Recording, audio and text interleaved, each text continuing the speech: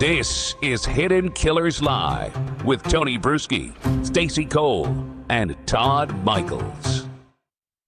We're going to be joined in just we're going to be joined by Eric Faddis here in just a few moments, a defense attorney, former prosecutor. We're going to talk about the Mickey Stines case, and we're going to talk about the latest developments in that, because there's some big things that have come out. The unsealing of grand jury transcripts. Now, this may have actually been an accident. The transcripts give us a look behind the curtain of what was going on in those court chambers. If you're new to this case, Mickey Stines, the sheriff who shot the judge in his quarters at very close contact. What happened? Was there some sort of a mental health break? Well, in the grand jury transcripts, we learn a lot more new things about this case and the mental health struggles that apparently were going on. Very, very real for Sheriff Mickey Stines before pulling that trigger. We'll address that in just a little bit. We'll begin by taking a look. This is the reaction of Sheriff Stines right after he went into those chambers and shot the judge. This is him in the hallway being contained by other officers as everyone tries to figure out what the heck is going on. Let's take a look at some of this and we'll comment. Transport me in a vehicle for? Probably not to put you in Ledger County Jail. I mean, why? Just probably because I don't know though. I don't know if that's I don't happening. mind to be down there. You don't mind to be down there? They'll put me in a Well, I mean, cell. we'll talk about that. You know, I have to talk to see what the logistics is down there. When I got to get put in a vehicle and go outside. Well, yeah, I understand why you're worried, but at the same time, you know how it is with something like this. We're going to be worried about you in the jail down here with local people. Yeah. You know? Right now, I'm alive and well, no weapons on me. So, if I leave this building, I won't draw another breath. We're going to Go where? in one of these rooms, and we're going to talk real fast. Yeah, not in one of these right here. I don't know. I think they cleared one out. So Yeah, no, I wonder if I feel safe doing that. why? I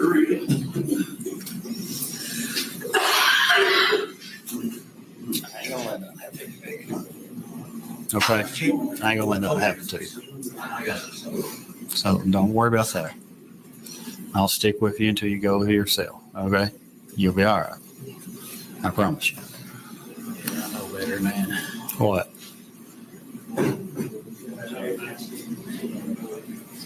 You know, we just talked about we known each other forever. I ain't gonna let nobody hurt you. Would you talk right here? If we pulled up some chairs, we'll just talk low. We're just trying not to let everybody hear stuff and see everything. I don't care if everybody hears. I just don't feel safe. Okay. Well, here you should feel safe. There's cameras here. There's people everywhere. People in there. So if we pull up some chairs right here, would you talk to us right here? And I don't have a problem transporting stuff. Well, that's transport is another issue. We'll make sure you're safe on that too. We'll wait till after we get done talking. I ain't trying to be difficult, guys, but I don't feel safe. So we got to know what led to this, Mickey. What transpired leading up to this? Because I know it just didn't happen for no reason. Something's happened. Everything has a reason why it happened and why somebody acts the way they do. Just be fair to me. We'll be fair to you. Just don't beat on me. I ain't gonna beat on you. Nobody else is gonna beat on you. You know that. Don't shoot me. Somebody don't kill me, man. Nobody's gonna shoot you. Nobody's gonna kill you. Don't do that. Don't shoot me. Kill that stuff. So what? Tell me about what was going on earlier today. What was you doing earlier today? Tell me about your day. It was fine. Good day. Normal stuff. Office stuff. Why was you over here at the courthouse? Just was you had to come over here, drop off some papers? So you come over here to talk to somebody Even for the court. Oh, come over here all the time. for court? Yeah. Okay. Just come over. We had lunch together at Street Side. Who did? Several people. Who all had lunch?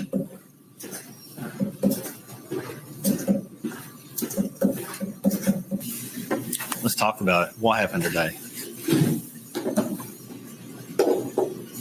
Which jail we're going to. I think, not positive, Mickey, but I think they're transporting you to the Leslie County Jail. For their safety. For their safety. And Mickey, you've been around most. I never make it to the Leslie County Jail. Why?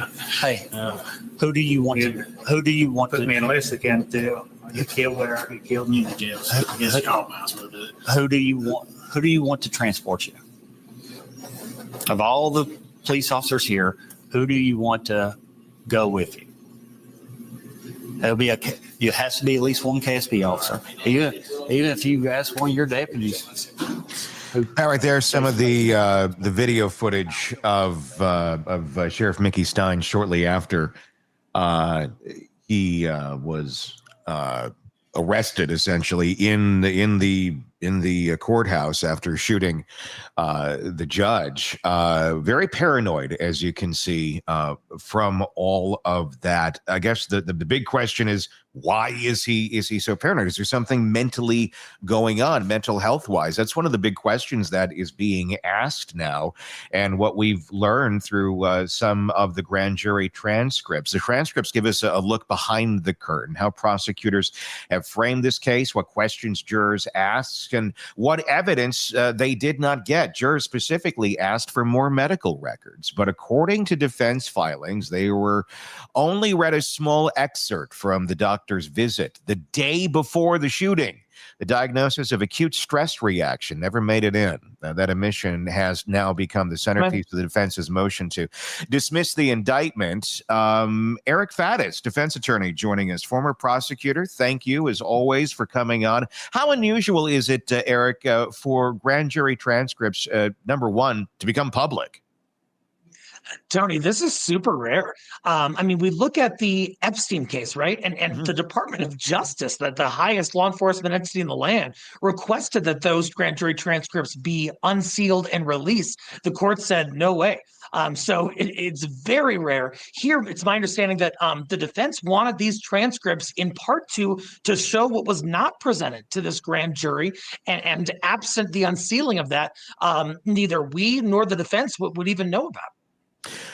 And it seems a little dangerous here because the jurors in the grand jury, it's a very different type of structure. In case folks don't quite understand, it's not like, a regular trial where you have a jury seated like that. A grand jury is a very different kind of inquisition, if you will. But they were asking for more information about the medical records, and they did exist. This adds another layer of weirdness to this whole story of what the hell's going on here. They weren't given the full scope of the medical information that existed for Mickey Stines. Is that a big deal here? I think it illustrates a fundamental problem with the grand jury process, in that it is completely controlled by one side, only by the prosecution. The defense doesn't even get to be there. And so, we have the jury requesting additional information from the prosecutor saying, hey, in order for us to make our determination as to whether a charge should be filed, we want to see this other information. We want to see what medically could have been going on with the defendant. They were denied that, which I think just really shows a serious problem in the grand jury process and in how prosecutions sometimes go about these things. Is there ever a justification for withholding something like the mental health diagnosis? I mean, I know they were denied that. I mean, legally, can they be denied that? Or is it just kind of one of those things where the system should work this way, but it doesn't always work that way? And when it doesn't work that way, there's really no accountability for it. That is yet another problem with the grand jury process, is how secret it is and how there is an absence of checks on what the prosecution wants to do. Here in a grand jury process, usually there's not even a judge. So the judge can't say, hey, prosecutor, we actually want you to give these medical records to the jury so they can make a more informed decision. That's not even present. It's really the prosecution just kind of doing what they want in there. And there isn't really a legal mechanism by which the prosecution could be compelled to provide these medical records, so that they get sort of carte blanche in this secretive courtroom. And that's what's really being shown through the unsealing of these grand jury documents. So, Eric, I don't want to backtrack us a little bit here, but I want to know, what is the process for a possible leak like this? Who has this information, and how could it have gotten out And why don't we know how it got out? I mean, in today's digital world, there's a footprint for everything. We should know how this got leaked. Well, sure. I mean, typically it is released via a motion from one side or the other, often from the defense. Usually in most jurisdictions, they allow the defense to raise a motion to unseal those documents. I'm not sure exactly how they became public here, but they're supposed to remain secret, Stacy. And in fact, that's to protect the grand jurors in part from any sort of condemnation or public backlash based on the decision they might make. Wow. The heart of this case is still the surveillance footage. It's September 19th, 2024, inside Mullins' chambers. Stines, the sheriff, he clears the room of 4 people. He checks the doors and sits across from the judge. And then he borrows Mullins' phone and call his daughter. Then without sound, but in plain sight, he fires 2 shots. Another round at the desk, 6 more as he exits. Deputies say he later looked blank, almost vacant. He came back inside, admitted it was me, and then laid the weapon down. I mean, the video leaves no doubt about what happened here. So when they're arguing about the information that the grand jury did or did not get, in this case, did not get about his mental health diagnosis from the day prior, it doesn't make a big difference here. I mean, you can say the process was flawed in a way, shape, or form, but he's on video shooting him. So, I mean, what does that change? What are they arguing here to say that, well, this isn't valid? Try and explain that to me a little bit more.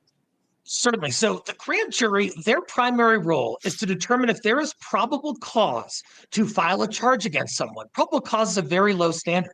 In the grand jury setting, typically they don't consider defenses. They're not considering whether the defendant had some insanity defense that might be valid. That being said, the grand jury sort of acts or is supposed to act as a check on the prosecution. If they want more information about the totality of what happened, because that could play into their determination, then they're supposed to get that. I think defense is saying, hey, had the grand jury been given this information about mental health, perhaps they would have made a different call on this. Now, legalistically, the video is pretty clear in terms of probable cause for this shooting, but the grand jury wanted to hear more. The defense is saying they should have heard more, and that could have changed their decision. What would it have changed? If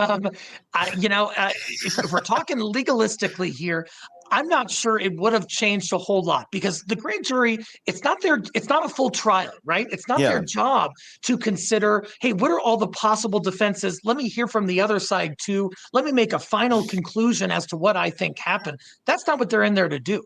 And so, even if they would have had the mental health records, from a purely legalistic perspective, there was still likely probable cause to bring the charge. The time for defenses like an insanity defense is on the back end, sort of as we get close to the trial phase. Right after the shooting, rumors started spreading like wildfire in the community. There were claims that Judge Mullins had some kind of a relationship with Stines' wife or teenage daughter.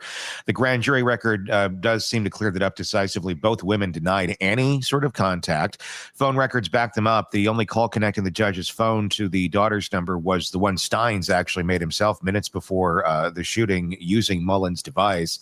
That rumor, though, that could have colored public opinion quite a bit. And I mean, shut down, I guess, under oath. The question, I guess, still remains is why was that number in his phone? But if we can point and look at evidence and go, well, it was there, but it's never been used. It's just there. Who knows? How damaging are community rumors like this when the evidence, it proves it to be false before any sort of trial even took place, but they're out there. Tony, if this would have been the 1920s or the 1950s, we wouldn't be dealing with this issue, because there wouldn't be sort of widespread information that was publicly available. You wouldn't have, people in different states and countries talking about these alleged rumors and that kind of thing. But since the emergence of social media and publicly accessible information, it certainly can play a role. It can play a role perhaps in the future jury pool. This case is going to trial, and that future jury pool, if those folks have heard these rumors, that could color the way that they see the case and could have implications for a fair trial for both sides. Want more on this case and others? Then press subscribe now and don't miss a moment of true crime coverage from Tony Brueski and the Hidden Killers podcast.